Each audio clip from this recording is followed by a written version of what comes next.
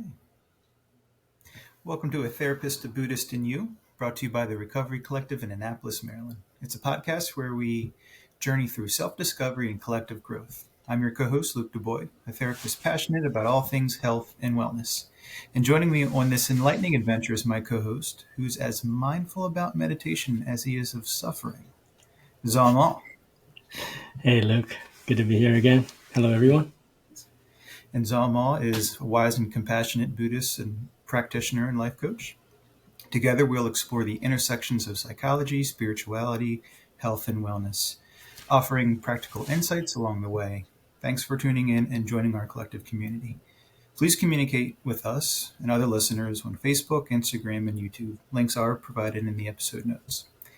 We're here to provide you with valuable tools, perspectives that has the ability to potentially transform your life. If you find our podcast helpful, we greatly appreciate your support. We like to call it our handshake agreement. We provide you with some deep dives and valuable information, and you can leave a like, comment, subscribe, and most importantly, share our podcast with others. If you'd like to monetarily thank us, we do have that option as well, and you can just click the donate button. Remember, it's through our collective efforts that we can uncover solutions to all things health and wellness. So it's all today. We've got a pretty interesting topic, and we're looking at the 12-step principles and values behind the principles to outside 12-step recovery. The 12-step program originated from Alcoholics Anonymous, a fellowship founded in 1935 by Bill Wilson and Dr. Bob Smith. It was developed as a method to overcome alcohol addiction and achieve sobriety. 12 steps provide a structured approach to self-reflection, personal growth, and spiritual development. Over time, the 12 steps gain recognition of their effectiveness in helping individuals recover from addiction and transform their lives. The principles embedded in the 12 steps, such as honesty, humility, willingness, and service, resonated with people facing various challenges beyond problems pertaining to alcohol use. As a therapist and a certified alcohol and drug counselor, I see the beauty of the 12 steps really lies in their universal applicability. The principles and practice can be adapted to address various issues, including personal development, some aspects of mental health, relationships, and even help determine your life choices. Many individuals, organizations, and certainly treatment facilities have recognized these values and these principles and integrate them into their programs. We want to shed light on the power of these principles beyond their original context and highlight how they can support you. By featuring our expert guest today, he'll share how he brings these principles to different settings and populations. So whether you're familiar with the 12 steps or are entirely new to this transformative framework, get ready to be inspired and captivated by the stories and insights that lie ahead. We invite you to open your mind to the possibilities as we explore the incredible ways the 12 steps and principles shape lives, foster resilience, and guide individuals towards a path of health, happiness, and personal fulfillment. Stay tuned for an enlightening conversation with Harold Greene. Harold, thank you so much for doing this today. We're truly honored to have you here as our guest. It's my privilege. Yeah, so Welcome, Harold. I know we're bringing you on in terms of how 12-step principles and values can help, and out of respect, we're not going to go in depth of the Greater Baltimore Area Training Academy where you provide these services. But tell us a little bit about that. What you do at this training academy in the Greater Baltimore area, and how it's making a difference in the lives of many. We're excited here to learn more about your teachings. Thank you, Luke. And it might be useful for me to just simply read an opening for the Christopher Place Employment and Training Academy. Aware that all human families are entitled to having their basic needs met, we make a commitment to journey with the poor and homeless men as they reclaim a life of self-determination and stability. We invite men to engage in a process of change that moves men from being homeless to permanent, stable living, that prepares men to obtain and maintain full employment, and that empowers men to live a life free of drugs, Christopher Place is an employment agency with a residential component that supports addiction recovery. Thank you. And you've been working with this academy for how many years now? It'll get to be 23, 24 years. I started 2005 at uh, the old facility, and they moved into a brand new facility over on Greenmount Avenue in Baltimore. And these are men and women, or men, or No, only men. men academy that are helping them come from an incarcerated lockup facility to the quote unquote life outside. Well, let me go back and explain a little bit. The men that come to Christopher Place have recently been expunged from incarceration. They go through a 6 month application process, and at the end of that process, they come to Christopher Place. They are called open and primary members at that time. They go through a 16-week program, and they move into the next phase, which is interviewing and resume writing, and moving in at the same time while they're going through my process. They are also given opportunities to meet with other facilitators. They learn interviewing skills, they learn uh, resume writing, they learn speaking correctly, interviewing, and those kinds of things. So there's a full open program for all the men that come through in the beginning. It goes in phases and it lasts approximately 15 weeks. And what would you consider your part of the program? Obviously, writing skills, resume building, and things like that. That's, we know what that is. But what would you consider your piece of the pie for them? Yeah. Let me see if I can put this in a context that, because I could go on for the rest of the month talking about what I do. But essentially, what I do is explain to men that life doesn't change because you're free. Life will continue to come at you hard and fast if you haven't learned how to change the way you think. Essentially, that's what I do. I give men tools so that they can use them in the process of changing the way they think. I explain to them that we are our experience. That's what we are. We are our experience. That is, whatever had been previously in our lives is who we become.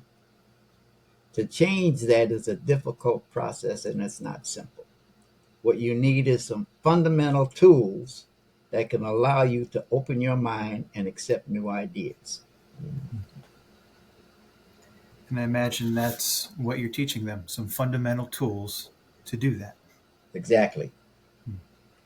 And before we go down that fun path that I'm looking forward to go down, how did you get involved in this process? And there's people that do resume building. There's people that do all forms of launching back into society and life skills.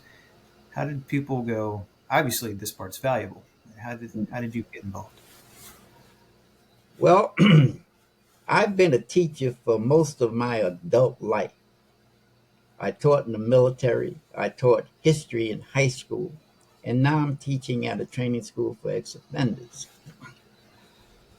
The idea that I have some fundamental ideas that I can provide to anyone using the same principles that they use in recovery programs, allow those principles to be used to help change the way people think and how they act.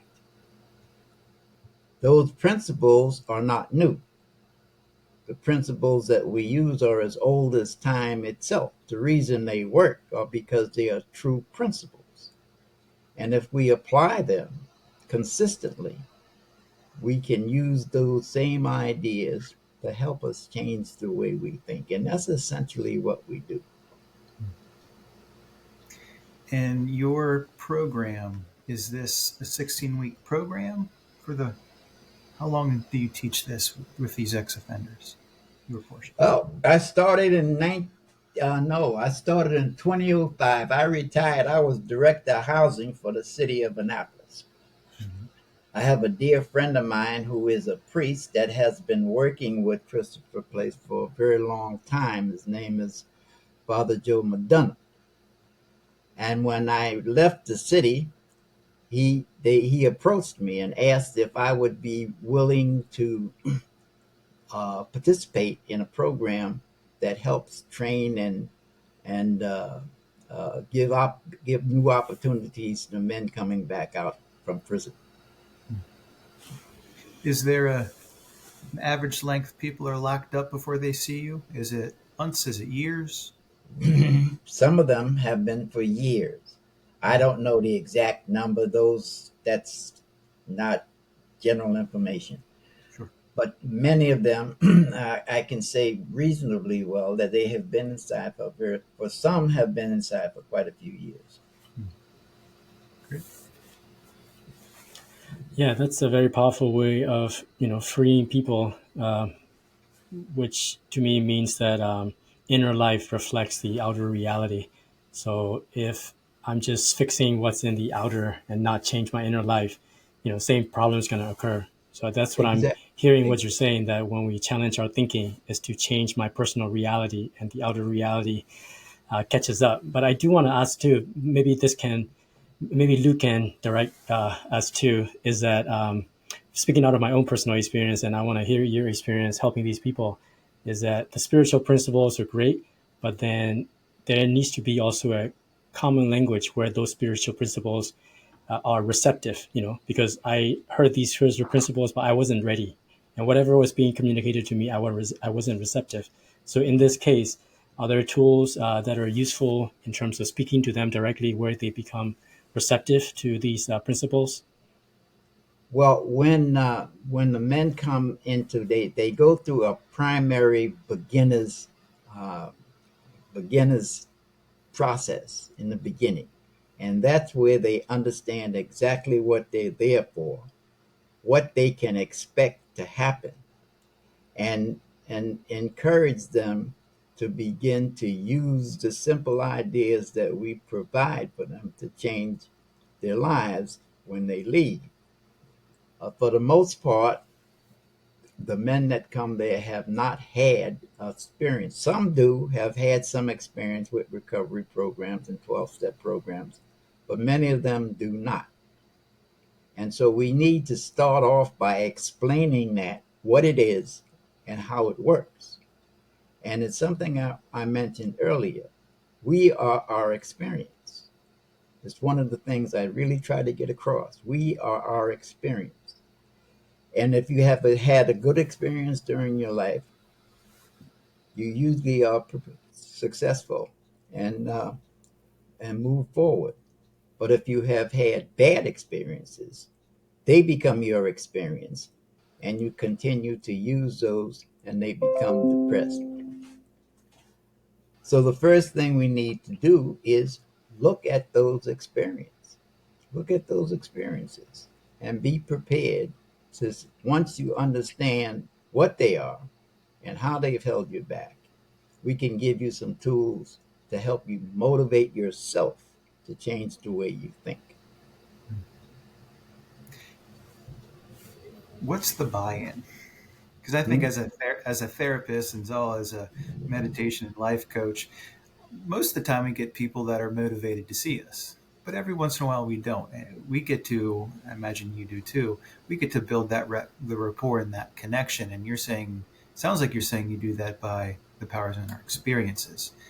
I imagine there's a percentage of people that, wait a minute, what are we learning in this class? Hmm. Like I hear what you're saying, but Hmm. what am I getting out of this? What am I getting out of therapy? What am I getting out of working with Zal with Yeah, meditation? I hear you. It's not that that's simple. Let me give you an idea of what happens when they come into, and we give them a handout that tells them exactly what we're going to do. The course of instruction will act as an adjunct to the GED Literal Adult Basic Education Program provided by this academy to enhance basic living skills and create an atmosphere for reentry into the community. The course of study will develop a fundamental ability by the individual to recognize and moderate past behaviors. This will include instruction and basic life skills. The object will be seamlessly transitioned into the final academy objective, the ability to live in the real world. Essentially, that's what we tell them when they come in.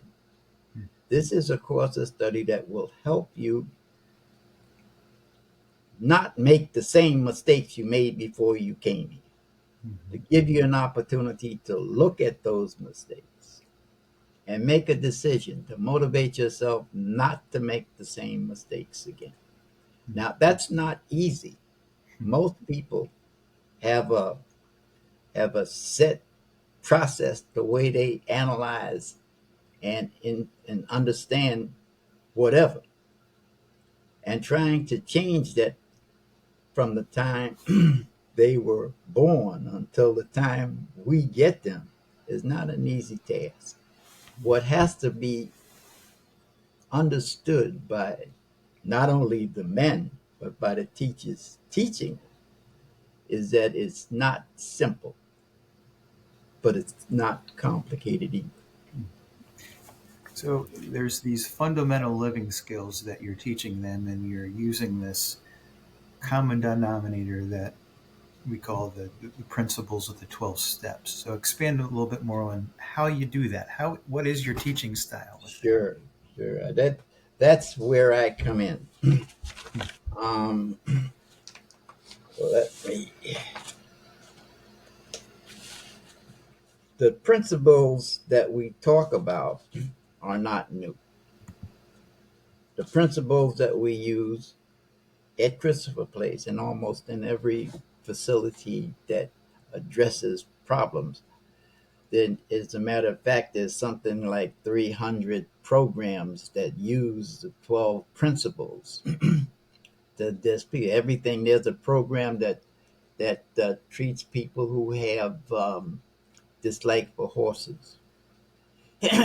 So there are a lot of different 12-step programs that use these basic principles. And let me just read off what they are. Acceptance. Acceptance, one of the most valuable principles that we learn. Faith. Faith, and it has nothing to do with religion. If you have a religion, that's fine.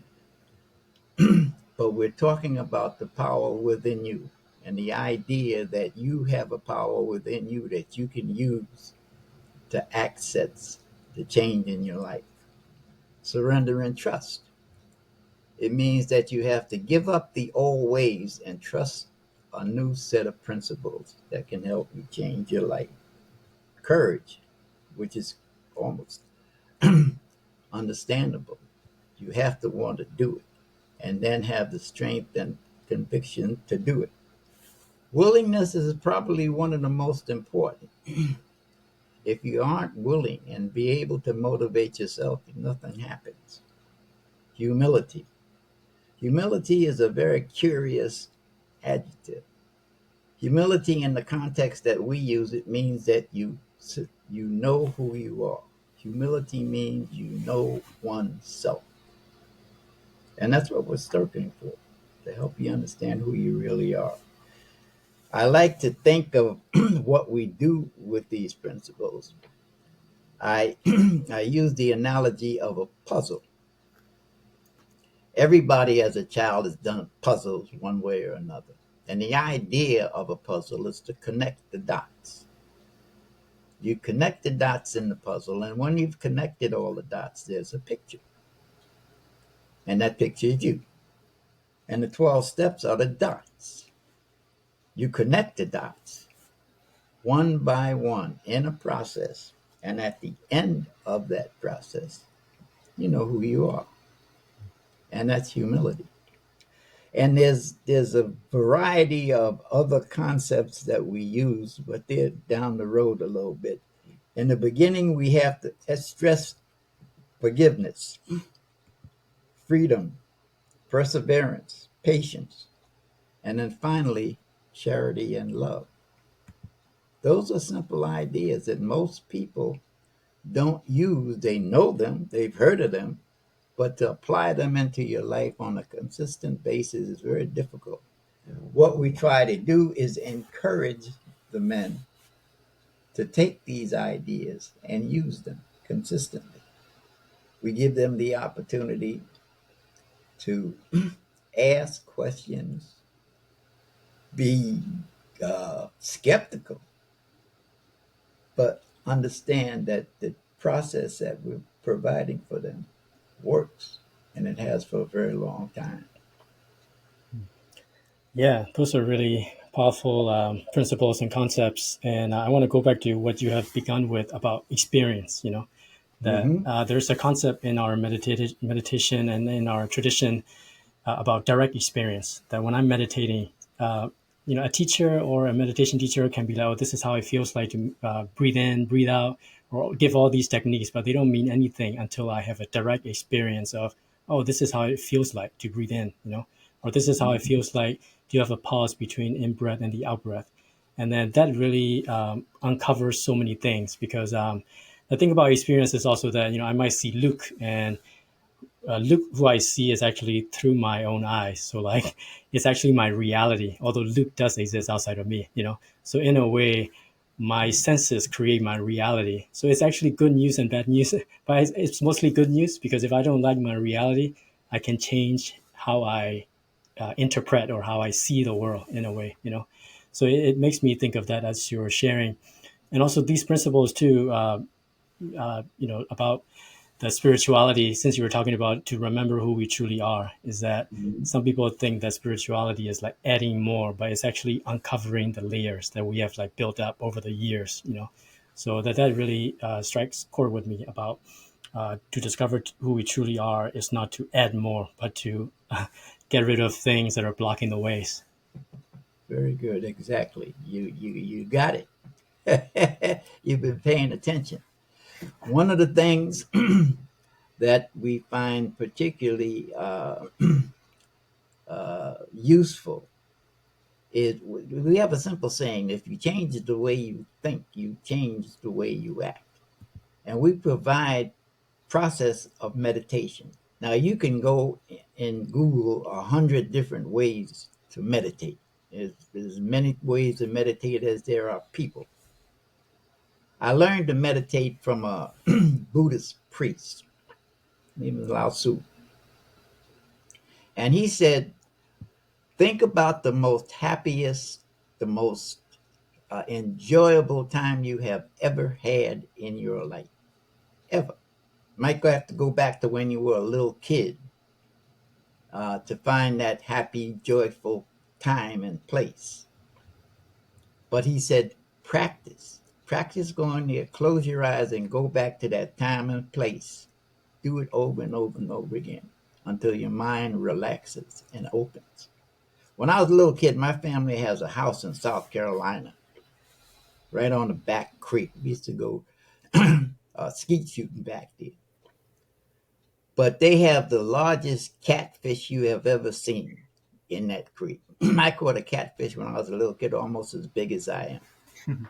But I could go to that creek, sit on a log with a fishing pole, and nobody could find me. It was the quietest, peacefulest place I've ever been to. Well, I can pull up to a traffic light, close my eyes, and I'm sitting on that log with a fishing pole, and my mind opens. And I encourage people to do that. Now, that may not work for you, works for me fine, but you can find an idea that will allow you to open your mind. The only condition is that you have to want to do it, willingness to do it. And we encourage the men to begin with that. That's where we start. Open your mind so that you can allow new ideas to come in, because that's what you're going to get. In your experience, your example just resonates with me of, okay, we're open our mind of willingness, but man, there's acceptance that Harold just had a good experience, a fundamental experience in his childhood that was good, and he can go there anytime he wants. Mhm. Okay, I can be open minded to that. If he's starting me off with there, okay, I'm listening. Mhm. That's Yeah. that's good. And the only condition for that is consistency.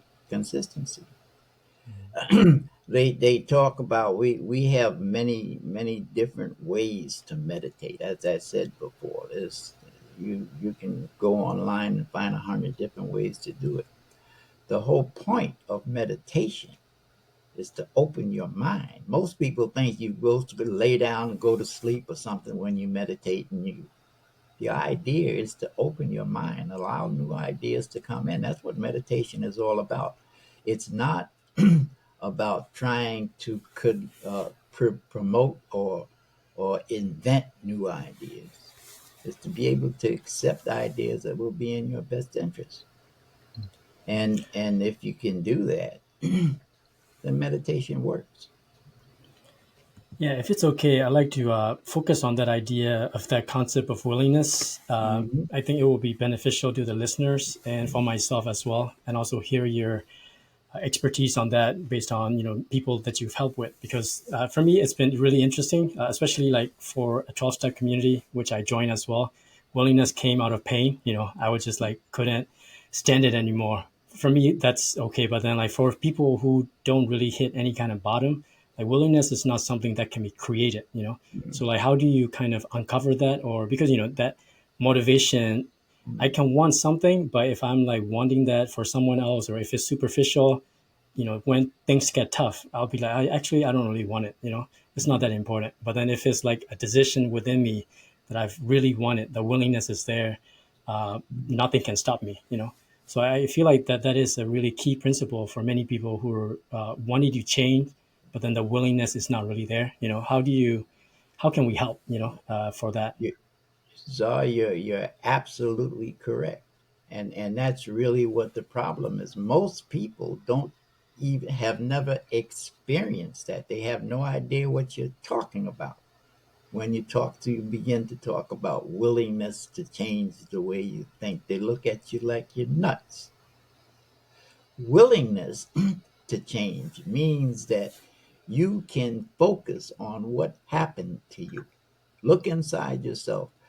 In some 12-step programs, we call it take an inventory. Take an inventory. By that, we mean look at the things that have been good in your life and have helped you promote, and look at the things that have created problems in your life. Write them down, look at them, and then become willing to be rid of them. And then they say, well, how do you do that? Well, the way you do that is what we just talked about. You meditate.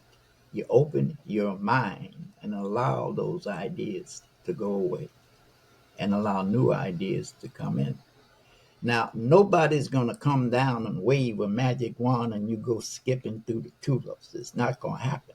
If you're going to change and become willing and motivate yourself to do it, it takes time, it takes effort, and it takes wanting to do it, willingness to do it, willingness to change. If you're not willing, might as well go home. If you're willing to change, the process is there for you to do.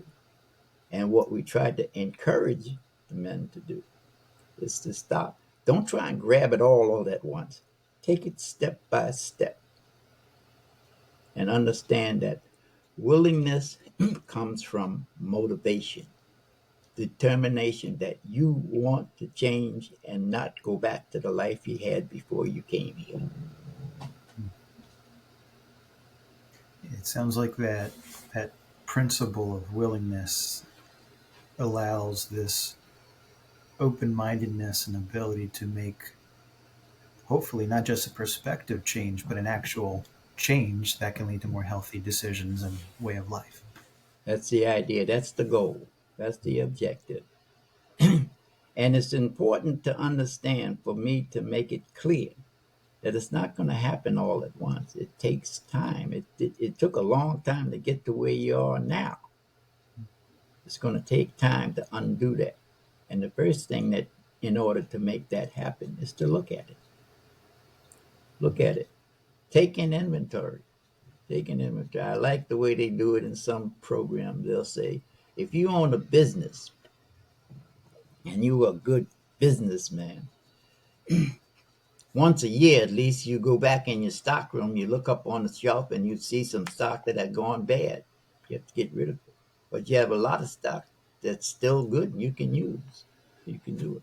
Well, inventory is exactly the same thing. You got some ideas that are kicking your butt for a long time.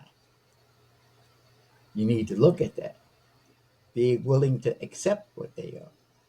And then make a decision that you want to change. Then the principles come into effect and they start to work. Yeah, I heard you said it. The willingness is one of the principles, and then there's this level of acceptance that has to come with it. You've been working with this population since 2006, I believe you Yep. said. 5. I started 2005. 2005. Every day since then. Yeah, We're in 2000. What was it? When did the pandemic start? 2020. 2002, 2000, around in there. In any event, they had to close the school. The school is where men come in and are in class, and the dormitories live in dormitories. And when the virus hit, they couldn't allow strangers or other individuals to come in, so they shut the school down and they set up a virtual uh, concept and that's what I'm doing now. Mm. I'm doing the classes on virtual on Zoom, and it's not the same as being in the classroom with the men because there I can look at their faces and see if they understand what I'm saying. If they look blank, then I know I gotta go back and do something else. But I do the same thing with the virtual. I make them stand up in front of the class and recite what I said. When I was a little kid, my father taught me how to read. I could read when I was, I don't know, maybe 5, 6 years old. He would open a book and he would point to a word and he'd say the word and then he'd tell me, you say it. And we go through the whole book that way. He'd point to the word and he'd say, you say it. It was how I learned how to read. And I found that to be exceptionally good for newcomers coming in that have not changed the way they think. Take an idea that the power to change is not out there somewhere. You can do it yourself. But the first thing you have to know is what is it that you need to change? Yeah, one important thing that I'm appreciating and learning from this conversation, what you're saying, Harold, is the power of like paying attention, bringing awareness, which is also what you're saying about the inventory, is that I don't need to do a creative writing about what I'm going to do in the future, but I look at what has already happened, and pay attention, and then Exactly. connecting the dots. I was thinking about the willingness to not to backtrack, but I'm still on that idea of willingness. And I don't know if I talk about my kids too much on this podcast. My kids are 5 and 3, and they're There are like some good my experiences, man. I yeah, they're like my saw them. spiritual. You Yeah, had them with you on the meeting. Yeah. yeah. So like they're like my spiritual teachers. This goes back to that idea of going back to who we are originally, without before these layers and layers of protections and defense mechanism came about. So one immediate example, this is a very small example, but it really struck core with me about willingness, is that since the summer, my kids love going to the pool, and my daughter loves going to the pool. And there was this one evening or one afternoon on a Sunday where I mentioned to my daughter that we're going to the pool, and I just saw it in her eyes that it was as if we're already at the pool. Like there was no, no pretension, no like her openness and the willingness part I was like, I want to learn how to have that, because there is nothing, there is no doubt she trusts me that we're going to be there. And there was this like complete willingness and openness that, oh, she just, it was as if she was already there. So I just wanted to bring that up too, which is related to a quote that I've heard of too. I think this is like an ancient warrior Chinese quote, which is that it is probably translated, but that a battle is won before it is fought. Which Exactly. means that everything is in the mind. Mhm. So if I have already made up my mind to win the battle, because it's all in the mind, so a battle is won before it is actually fought. Exactly. And that's an old Buddhist saying. And I think that it's true. It's absolutely true. You you can change your life in your mind. That's where it's going to start. If you can separate what is useful and has been useful to you and find a way to eliminate those characteristics that are not, you change the way you think. And so it's like any other. I like to think of it as playing chess. In chess, you make a move and then somebody makes a counter move. You make a move and somebody makes a counter move. But you have to look down the road to see, or at least try to predict what the next move is going to be, so that you can provide, or at least in your mind, a counter move. And if you can use that kind of strategy, um, you can help yourself open your mind and listen. I don't know if you know, I train boxers. I have done it for a very long time. I did a lot of boxing when I was a kid. The first thing I tell a kid when I'm going to try and teach him how to throw a left hook is nobody is born knowing how to throw a left hook. The first thing you need to do is learn the move. You learn the move and then you practice. The principles that we're talking about here are exactly the same. They're the move. You learn the move and then you practice. And that's how the change comes about. You got any Cassius Clay stories for us that you can tell? You kidding? I knew Cassius Clay. I mean, I knew Muhammad Ali when he was still Cassius Clay. Wow. Yeah, we used to go down to he lived in Kentucky. I'm trying to think of the town he was in, but yeah, I know Muhammad. I had a couple of gyms up in New York, and he'd come down there from time to time. Oh, a lot of guys, Patterson and Tyson, and a whole bunch of them. A guy named Riddick Bowe to come up to the gym. I went down to his gym. I used to work with him. Very neat. Eh, I could do a side segment on that as long as we want. But you're Mm. talking about the acceptance, the willingness, the need to sidestep when we need to sidestep. In 12-step literature, we call it character defects. We call it shortcomings, things that Mm. may prevent us from potentially doing those things. You've been working with this population at least since 2006, 2005. What are some of the, I know no two people are the same, but what are some characteristics or shortcomings you see in the population that you're working with that you get to use these other principles to help them remove these shortcomings or these character defects? Trying to accomplish one of the really big things that I notice with a lot of these guys is they try to get something done without doing any work. They think somehow somebody's going to wave a magic wand and what's going to happen is going to happen.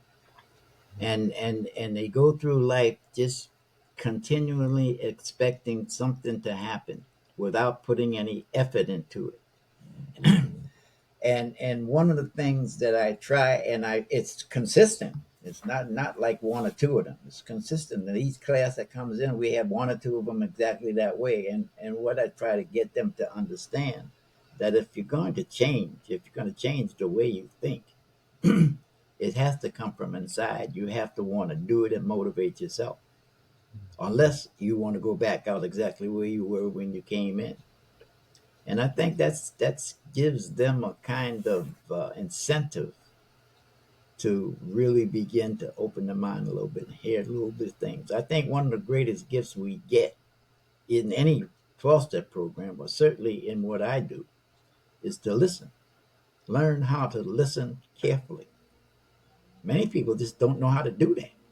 They'll stand up there and listen while you be talking to them, and they'll be looking at you, waiting for you to stop talking so they can start. But if you can learn how to listen carefully to what people say, you learn very quickly. We don't want to talk after that. We want to make sure that we're listening. Yeah, I don't know if we're jumping ahead, but the other principle that you mentioned from the list is the concept of charity too. That's also what I like Yes. about the 12 step, which seals the deal. In our tradition, that's considered like generosity, which is in the giving. Hmm. That only when because the thing that blocks me from being willing, the thing that blocks me to make change is also my selfishness, which is really related to attachment. I'm really attached, whether I know it or not, to my present self or to my old self, and that comes from selfishness. But then when I Yeah. make it about other people, it really like opens up channel and then create more connections, and where you don't feel like you're this terminally unique. That's also another term that I learned in 12 steps, terminally unique person in the whole Mhm. world. So I want to hear more about Yeah. that from your experience too, about giving, service, charity, generosity. It is one of the strangest concepts that I have ever heard. If somebody had told me before I came into AA that if you did something for someone and not expect anything in return, that you get better, it would have been the dumbest idea I ever heard. You do something for somebody, you expect to get something back. But we learn that when you provide a service to anyone, it doesn't matter whether they're in or out of your recovery, but when you provide a service to someone, whether you know it or not, you get better. And if you do it consistently, you grow what we call in spirit. You grow in spirit. One of the things that we teach in charity and love, charity simply means giving something away and not expect anything back from it. Love means to do it with no exceptions. So if you have service and have no expectation, you get better. So charity and love really means growing spiritually. Now, some people that you notice is number 12 because it takes a while for you to get there and understand that concept. It did for me. Hmm. But if you follow these ideas as you walk through this process, by the time you get to that point, you understand what they're saying. You understand that charity and love is what we call service. Hmm. Service. It tells us in one of the steps that we have. We ask this power that's within us to remove those defects of character that stands in the way of our usefulness, and then help us go out from here and be useful. That's what charity and love is all about. Can you Becoming talk useful. more on that love and service? I mean, the way you shared it, there either is or isn't love. Us as humans, we find a really good way to make love conditional, but there is no Mhm. such thing as conditional love. That's that the human aspect of trying to control, or you can probably articulate it better than I can, but there either is or isn't, right? How would you describe more of Well, love? most people who haven't had any experience really understanding what love really is think love is sex. That's love. Yeah, everybody gets that. But what we're talking about is to have a compassion and understanding for other people's weakness and accept it. Accept other people's weaknesses. Be there for somebody when they make mistakes, not criticize them, but help them understand how to change it. And love means to help somebody, to do something for somebody, to be of service to somebody. You can use any kind of adjective that you need, but the idea is to do something for somebody and not expect anything. That's how you open your mind and grow. I think that type of service gives us an ability to get outside of ourselves in a very healthy way. A lot Exactly. of people can get outside of themselves, and ironically, with sex, Hmm. it's a Yeah. quick fix, physical or work or electronics. gaming, you name it. But man, this type of service and helping someone without any expectation, anything in return, we get this connection and this love that is, we get outside of ourselves in the Yeah, most beautiful way possible. yeah. And I have a lecture that I do, and it's called the management of change. And I thought I had it. And what I do is I walk through some ideas of what change is and how it works, if I can find it, which I probably can't. Uh, Jesus. Essentially, um, what we're talking about is being made, um, learning and teaching is the idea of taking an idea from my head and put it into your head. That's what teaching is really all about. Now, we do that through communication. We communicate so that how you communicate will determine whether or not your idea can go to somebody else's head if how you communicate that idea to them. And in order for that to happen, the person that you're communicating with have to understand what you're saying. So the change in changing someone's ideas and the experiences means that you have to put an idea to them that they understand and find useful. And that's what communication is, and that's how change happens. It also has Yeah, a lot to do with how you communicate, the dialogue that you use. How do you present an idea so somebody can accept it? yeah, it goes back to what you were saying about listening. That Yeah, exactly. whatever I'm saying, if the other person is not listening, not paying attention, change is not going to occur. How flowery and how effective what I'm saying. Exactly right. You're Yeah, exactly right. Doesn't matter what you're going to say. If you're not listening to you, it's not going to happen. I have my experience is with people that come in and who are full grown and have had a lot of experience, have done things in their life, good and bad. They develop an experience, and that experience determines who they are and how they act. And that's almost impossible to turn around. You first have to have some kind of connection within yourself. In the program we call it God or power or whatever. It doesn't matter what you call it. We who are born with that incentive within ourselves to be great, to be good, to be prosperous. And somewhere along the lines we go, depending on who we are, our experience takes that away from us. But if you can replace it, if you can put that idea back into your mind, because that's the only way it will work, coming from you, not from out there somewhere. If you can connect with the power within you, I like to think of some of my Native American friends have a word they call Netachinaka. Netachinaka. It means a connectedness. When Native Americans go to different parts of the country and they come together, they call them the connectedness, Netachinaka. If we can connect with that, if we connect with that power within us, we can do anything.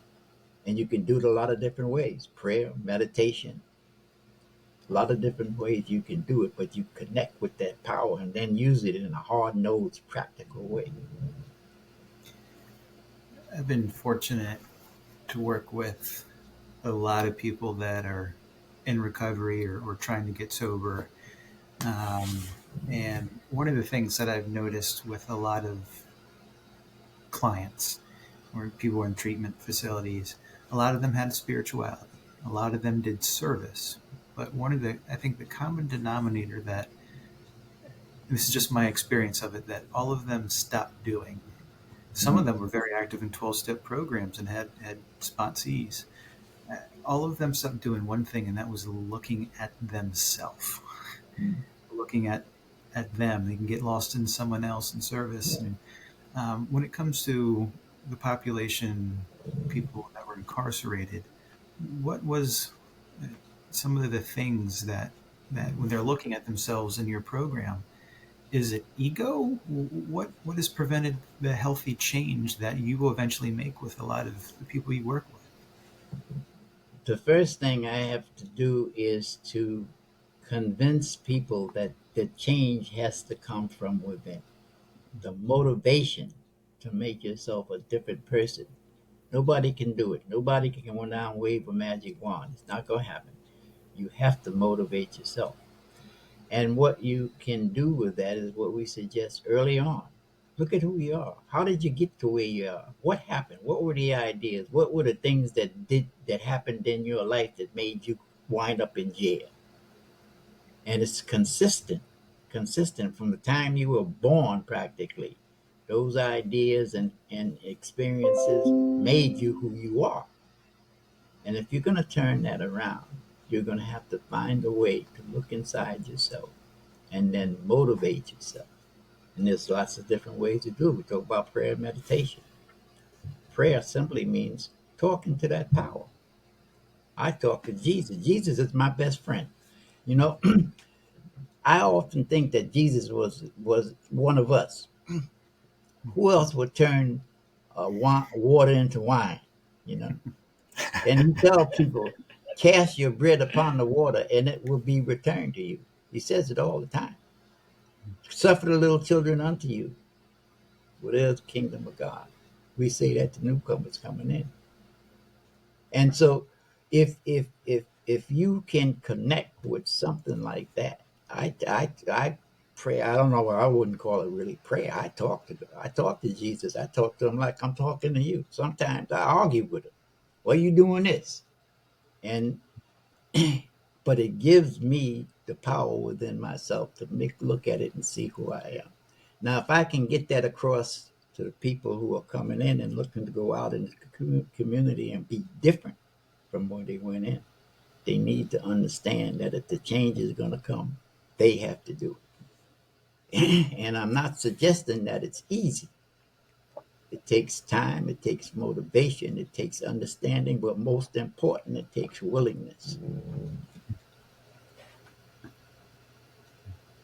I think probably in the home stretch here, due to time that we have, where does unity and community fit in? We know where it fits in when it comes to 12-step fellowships. It's unity. It's that community is the fellowship is a big piece for the connectedness. Yes, Mhm. through higher power and spirituality.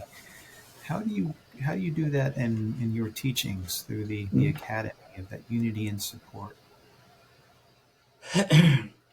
What I suggest to the men when this is coming toward when they're going into their next phase, what I suggest that they do is go into their community.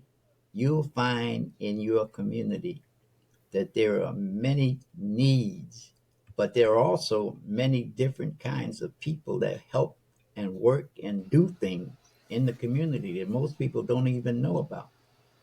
If you could just go into a community center and help kids, go into a library and teach kids how to read, do something that will help lift up the person that you're helping, but it also gives you the sense of being of service, of doing something and not expect anything in return.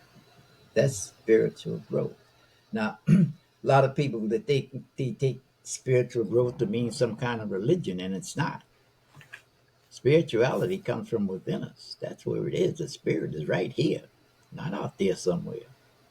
And if you can accept that and use it, you can do something.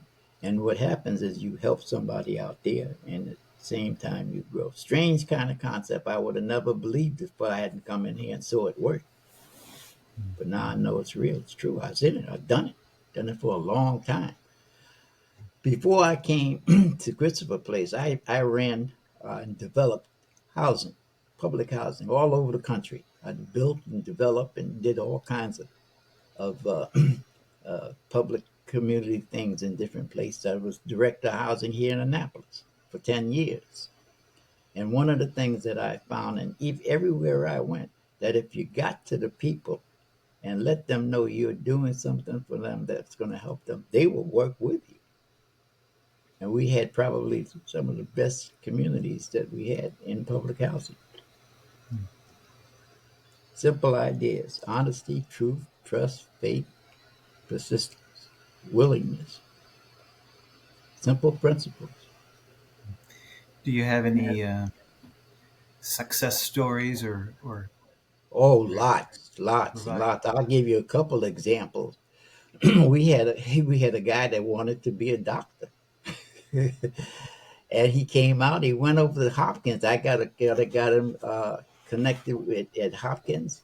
He went through a training program as an intern first, and they sent him to medical school. Now he's practicing. Wow. I know another guy that wanted to teach. Another guy that wanted to drive trucks, and they're all out doing it now. Another guy that's working in the community center, set it up. The new governor of Maryland is working with him. He's working with him. It's great. It's awesome. What do you think, Zoe, as we wrap That's up? great. Yeah, I really enjoyed this. And I don't know why or the way you asked the question to Harold, the last or previous to the last about unity really reminds me to conclude the whole conversation about in Buddhism, the word that is translated from, we talk about truth, which is first noble truth, second noble truth. It comes from Mhm. this word tissa, which is SACCA. And the actual translation that has been translated is that something that always stays truthful, something that always stays faithful, which is also that something that never contradicts itself. So like the way we're talking about principles is that if I'm truly paying attention, the unity I see is something that never contradicts itself, is always in harmony wherever I look at it. So like that it just got me thinking about unity. If I think about unity, it's something that is truthful, that it doesn't contradict itself. It stays united, it stays in harmony. So it makes me think of that, everything that we've been talking about, to just pay attention to what's already in harmony. You nailed it. It's harmony is what unity is. Harmony, working together to build each other, stepping in and doing something, no matter where you are. Unity have this. We have the same goals and objectives, and we help each other do it. Is what unity really is. It's one of the reasons Bill Wilson made unity the first tradition. If we don't all stick together, we sure as hell fall apart. Yeah. Yeah, it started with Alcoholics Anonymous, and there's Narcotic Anonymous, chemical dependency, and we know it spread to Gamblers Anonymous, Overeaters, Sex Anonymous, and it goes on and on and On on. and on and on. Yeah. A reason for that. We also have a lot of listeners that have never been locked up. We have listeners that don't have any issues with substance use or abuse. For the listener that may just have some depression or anxiety or past traumas, what would you say to them, Harold, when it comes to these principles that you get to give out to those? The first thing I would say to someone who has never had any kind of experience with opening up themselves and looking at themselves is to start to look at who you are. Take some of these simple ideas. They're everywhere. You can go on Google and find them. Take those simple ideas and look at yourself. Look at yourself truly. Find someone that you trust and talk to them. Sharing is probably one of the most valuable changing makers that there is. Change and ask people that you trust, what do they think about you and what should you do. It takes courage to do that. It's one of our principles. It's not going to happen simply because you want to do it. It takes courage. But if you really want to become uplifted, if you really want to be able to connect with that power, that's what you need to do. The power's not out there. You have it. You were born with it. What you need to do is how to connect. Thank you, Harold. I wish we had another hour. This is I great. appreciate Yeah, it. thank you. All right. Thanks so much, Harold, for joining us. Thank you all for tuning in once again. And as always, please give us a like, a comment, a share. And as always, collectively, we can find solutions to all things health and wellness. My name is Luke DuBois, This is and we'll see you next Yeah. time. see you. Thanks so much. Thanks. Thank you. Good show. Thanks, Harold. Thank you.